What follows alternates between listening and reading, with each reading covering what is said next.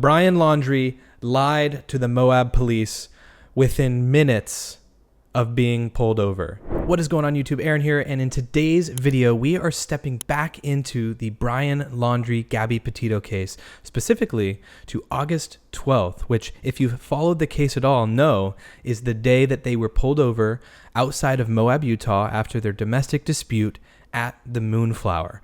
Now, I wanted to jump back into this because this is arguably the most footage we have of both Brian and Gabby outside of anything on social media, like their YouTube video that they posted, or anything that we see on Instagram. This gives us a real look into how their lives were going at this point of their trip. And as we all know, things weren't going well. And we all saw this footage several months ago as this case was unfolding. But I think taking a step back in and looking at it now, I saw red flags back then when I saw the footage. But now my mind is going in all different directions. And I wanted to mention a couple of things that stand out to me. And I'm by no means, I wanted to say this, I'm by no means blaming the Moab police for anything that happened after August 12th. That's not what I'm doing here. I have the right to respond and to react to this video in the way that I choose. This is all my opinion of how I feel that this was handled. I just wanted to get that out there. I'm not placing blame on anybody. But before I get into it, I also wanted to mention the two people that were also on the scene that day that were in the light gray shirts. Those were park rangers. Those were not Moab police. The two body camera angles that we have, the ones that we've all seen, neither of them came from their body cameras. We would love to have access to those. We would love for that to come out someday. And they may be withholding that right now because in this article from the end of September, the national park is withholding that information. They've stonewalled public records in the Gabby Petito case. Now, I don't know if they're just, giving that information to the FBI because the case was ongoing and is continued to be in the process. It's still an ongoing case even today. And so maybe the FBI has obtained that information. And of course, if that information is available, if they did indeed record their body cameras, have footage from that day, I would assume the FBI certainly has it. Whether we'll see that footage someday or not, I don't know. But man, would it be valuable. But what we do have are these two angles, and I'm going to go back into it and just point out a couple of things that really stand out to me that I just don't know how they fell through the cracks. So as we can see here in the reflection of the car down in the bottom left, we see the bald police officer in the black. That is the angle that we're seeing here. You can see the actual reflection of the female park ranger. And in the top right, we're seeing the angle from the other police officer. And we can actually see the park ranger and his truck in the background of that shot. So I've went ahead and synced each of these clips up from the footage that we do have. And I just wanted to take you guys through. We're going to bounce around a lot of different parts of the traffic stop and just, like I said, hit on a couple things that stood out to me as questionable. Rings, phone, and I was on the keys because I didn't want to go anywhere. And my big fear is, I don't have my phone. I don't have a phone, so she goes off without me. Look where his right hand is in the top right body cam footage. He immediately, when saying, I don't have a phone, reaches and touches his phone. And we'll see a little bit later him actually get the phone out. But Brian Laundrie lied to the Moab police within minutes of being pulled over. And it was not caught. Let's continue. All right. That's him reaching for and touching his phone. And like I said, we'll see him get that out later. If he did the citation, say she drove off she could drive off in this car. We could give you a ride somewhere. I got my backpack. Sucks for you, but I got my backpack. You can spend a night. You want to drive me to Delicate Art? So that's the first time Brian mentions his backpack. Now, the reason why, to me, this is a little bit suspicious is because it's not the only time he mentions his backpack. He mentions it several times, and I feel like now knowing, in hindsight, looking back, we know now that Chris and Roberta Laundrie had a gun missing when the FBI came to their home to seize the items after, you know, the FBI raid that happened. I truly believe that that gun was with them on their trip. I don't think that Brian just took the gun when he came home. I think that they probably had it on them as a means of self-defense in case they had to come to that traveling on the road. So I think that Brian was so worried about having the gun that he was mentioning the bag several times because it was potentially in the bag. Let's listen to this video here. During the search for Brian Laundrie's parents and law enforcement did not tell the public that one of the family's guns was missing. That's according to Stephen Bertolino, the family's attorney. He says it could have caused panic if the public believed Brian was armed. This week, a medical examiner revealed that Laundrie died of a self-inflicted gunshot wound. His remains were discovered at the Carlton Reserve in Sarasota County last month. However, investigators have not said whether the gun was found. Now, I agree with that. I think had they mentioned that a gun was missing from the Laundrie house shortly after they raided the house, people, obviously so many people thought Brian was alive and well and on the run. Of course, if they would have mentioned a gun, then people's concern would have grown by, you know, it would have been times 10. People would have been, oh my gosh, he's out there and he has a gun. So I agree with that, but I really believe he had it with him on the trip as well. If you want her to have the van, we don't care. It's up to you. But there's nothing we can do about the rest. I don't want to open my car. I'm just trying to think. I gotta make like a little bag. So right there, I don't know if you could hear him, but he says, I gotta make a little bag. And this is just not long after he initially mentioned the bag. He mentions having to make a little bag. He's so concerned about the bag. So let's listen to him say he needs to make a bag one more time. If you want her to have the van, we don't care. It's up to you. But there's nothing we can do about the rest. I don't want to open my car. I'm just trying to think. I gotta make like a little bag. Yeah, he says, I gotta make a little bag. Getting to death yet? I think we're good. You good? So once again, that's the female park ranger. There's the truck in the other shot. If we just had her footage, that'd be so valuable. We would know what she's talking about with Gabby. So of course this continues. I sped this up a little bit here. Even during that, we have Brian and the other park ranger chatting at the back of the van. It would be so nice to know what they're talking about. If I was in your shoes, I could handle it different because I'm 39 years old. I've been through it. But I've got a lot of life lessons to learn still because I'm like my dad and my grandpas, you know, they know stuff I don't know, right? They can do stuff I don't know. So in a way, I'm just letting you know that we sympathize with you. But that's going to really make a difference. But at the end of the day, I'm sorry that this has happened. I'm sorry that it went to this extent. No. I'm sorry. I'm sorry. Can I get my key and make like a little bag? If you can grab me something. That was another instance where Brian interrupted the guy who was trying to be thoughtful. And both of these audio sections, you saw the one of Gabby being talked to by the cop. He was trying to be nice to her by saying, like, we get it, but it's frustrating that both of these things were what was being said at the exact same time. They were trying to kind of, you know, lower the tension of the situation. And then Brian comes in and he's like, hey, can I get my bag together? Yeah. Is that all right? Would you mind watching for me? Yeah, just if you don't mind doing it from over here, we don't want you to get hit in the road. Okay. So. And of course, during this, the park ranger is the one that is supposed to be watching Brian gather this bag. and even based on what your fiance has mentioned, trying his very hardest not to have you in any trouble, he does have marks on him that witnesses say were caused by you slapping him. What is that?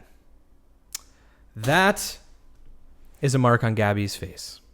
And one of the biggest things that stands out to me in all of this is that they believed that he was the main aggressor. And great, based on the witness reports, maybe he was the primary aggressor.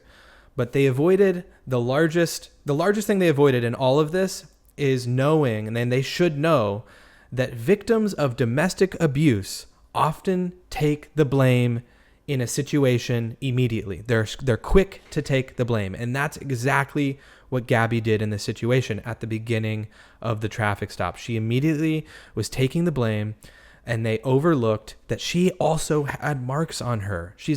He laid hands on her. He's not the only victim here. This should have been handled differently. And this is the one that sticks out to me. This is the one that frustrates me the most. And that even you say you slapped him and were aggressing him first. And I don't have anyone saying that he actually punched you aggressively. It sounds like it was shoving in a manner that was probably more consistent with trying to prevent you from entering the van or to get space from you. During all of this, like I said, it'd be wonderful to see the footage from the park ranger, because here's Brian in the background of all of this throwing his bag together. I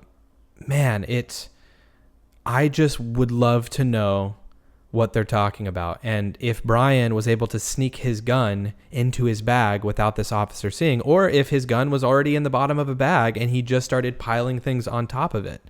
I'm not sure. Like I said, I have no idea. And once again, I sped the footage up here. But this is the moment where Brian has finished up making his bag. It's 17:25. Or 5:25 p.m. He asked about the bag for the third time and was able to start making the bag at 17:19. So 6 minutes. 6 minutes is how long it took him to get his bag together. And man, would I love to know what was in that bag. Is it okay? Like your phone, do you not Yeah, know where it is? yeah, they're- Without going for it, where is it? just hang it. No. Go ahead, Tom. Yeah, go ahead and tell me if you don't mind me grabbing it. I can grab it because it's in a spot. Why don't I go with you? Where are we going in the car? Great face. So they're going to get Gabby's phone. Brian says, is she okay? The female park ranger, or female officer, says, yes, she would like her phone. And then Brian proceeds to go get the phone for her. One of his ring fingers, I think, has got a scratch on it. And then you saw her later. Yeah, I saw the rings. Well, I was trying to... Brian, what is the phone number? Now, I'm not sure if you could hear that, but the cop says, Brian, what is your phone number? Let me play it one more time, and then we'll let this scene play out. Well, I was trying to... Brian, what is the phone number?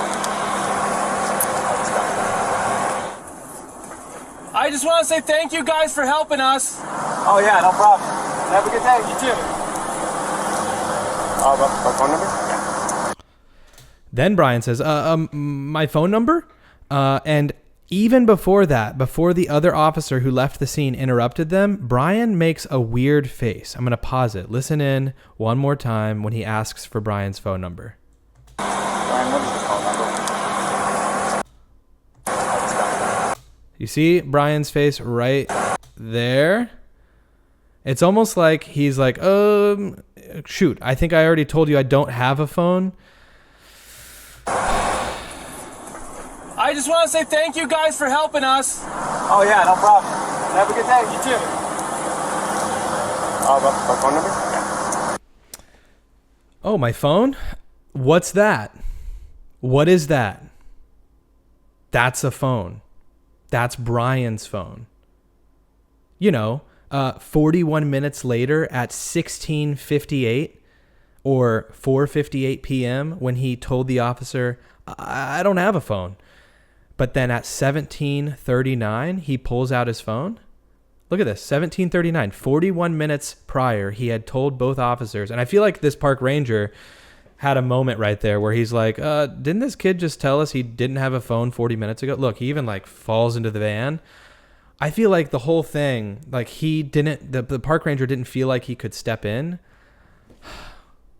And then here's the last thing. We're zooming in on Gabby Petito. Now, the reason I mention this is because the officer earlier in the video, this is just icing on the cake of them not getting their information correct. He wrote her name as Petito, and it looks like a B because he does mistake it for Petito or Betico, and then he changes it to a P, but he never corrected it, and he thought it was a Petico. That's just icing on the cake that this was not handled properly. Continuing on, we'll go through that scene real quick. Real fast, can I get your first name? Gabrielle. Gabrielle, how do you spell that? And your last name? B-E-T? P.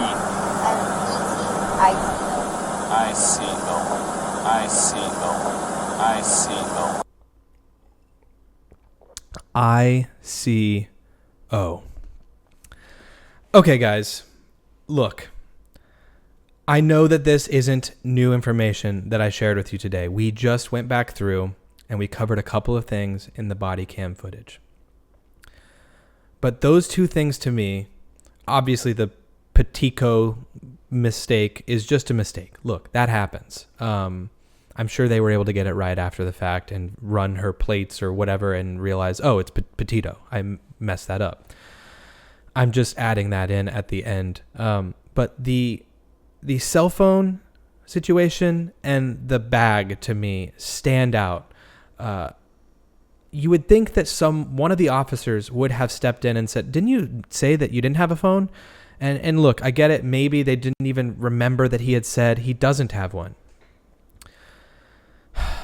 But he was so quick to just say he doesn't have a phone. I feel like most officers would be like, you're a 24-year-old and you don't have a phone, or however old he is. But someone maybe should have called him on it. And then, of course, like I said, 41 minutes later, he pulls out his phone after having just said he doesn't have one. It rubs me the wrong way that how all of this was handled. And then, of course, in hindsight, now looking back, knowing that there was a gun missing from the Laundrie's household when Brian returned, at the very least from when he returned, it really makes me think that they had a gun on them during their trip. And that's why when I hear him talk about his bag several times, can I get a bag together? May I throw a bag together? If I'm going to stay by myself, can I at least throw a bag together? When he does all of that, it's like, of course they're going to let you throw a bag together. Like, what's in the bag? Like, what are you so worried about with your bag? I mean, if he's this like camper that can live off of nothing, which by the way is a total false, like that was a whole thing as well. I don't think Brian was great at camping anyways. I'm getting heated at this point. I'm upset about this entire case and how it was handled.